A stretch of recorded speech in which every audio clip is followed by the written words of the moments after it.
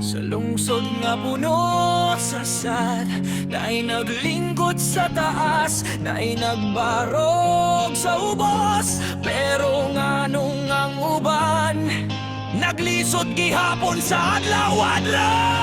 Ang posisyon gihatag para sa serbisyo, dili para mahimong hari sa distrito. Kung nga humahimong hagdanan sa kaugaling mo, nagkanggawalay magbayad sa katapusan. Ang ganun ang gawa mo na ansyan, naglingkod sa lingkuranan nga umukaayo. Ang plete sa katawan niyang gihuna-huna, o bulsara niya ang pirming puno.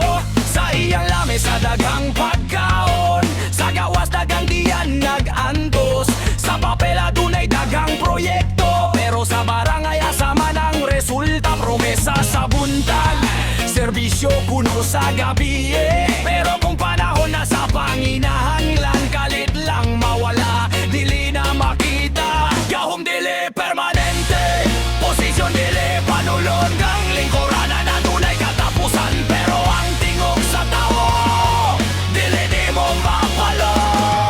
Ang datunang dako ang tiyan, kay gahumiyang igamit sa kaugalingon. Ang pobre nagkupot sa gamay nga sudan, samtang ang taas nagpalapad sa bulsa. Hey! Dili kami buta, hey! Dili kami bunggol.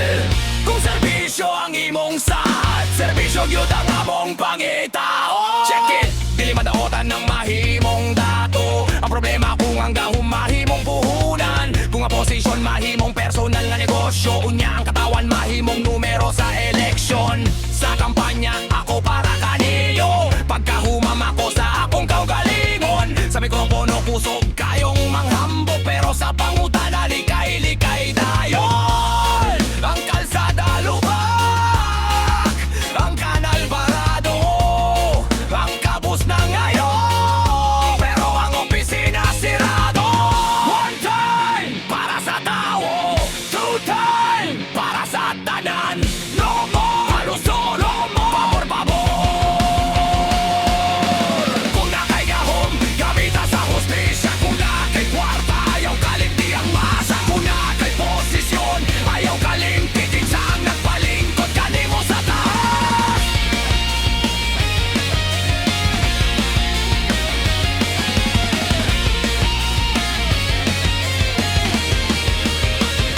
Ang bukid ng inahanglano, dala ng mangingisda ng inahanglano. Panginabuhi ang kabataan ng inahanglano. Eskwelahan na angan ng inahanglano, suporta.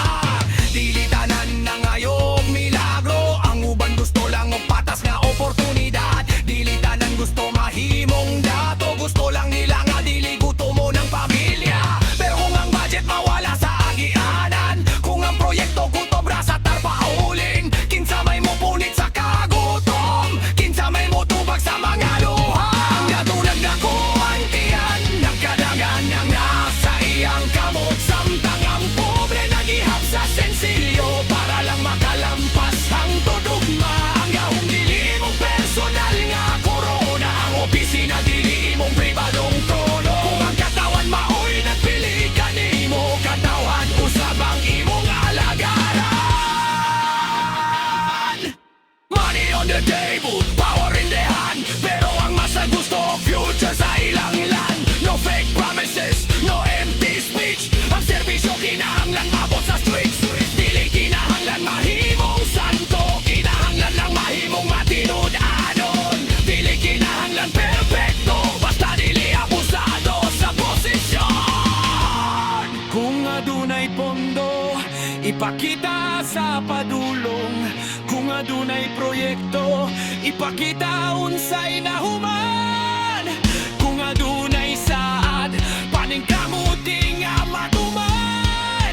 Kayang tao dili dekorasyon sa kampanya. Dili talaga ang gahong sa serbisyo. Dili sa kadatuhan, dili sa kasarangan, dili sa sararingan, insa nagpalingkod. Libo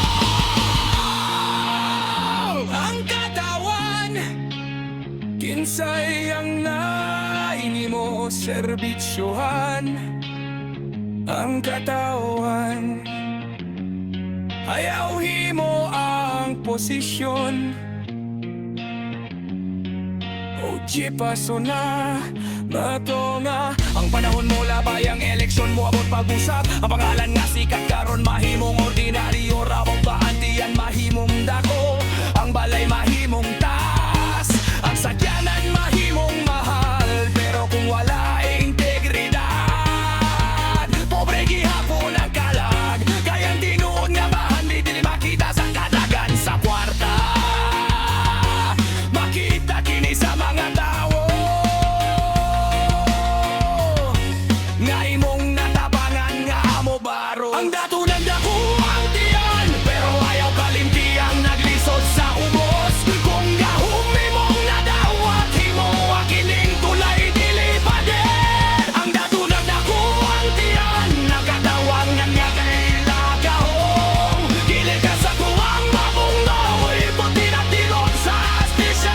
Ikaw sabihin, wanda para sa tatawan, one voice para sa kalan. Walang ibigay, walang reservisyo, dala sa mga puso. Tumaling pulanan ka, siupo di ayudan nga ingong gituna. Kung abot sa pula, ikaw po biladyagon niya walay sunan. Pensando ka pusan sa bayan. Posisyon mo na ba'y kwartang naulit? Pera imong dinuhakan, mao'y mahal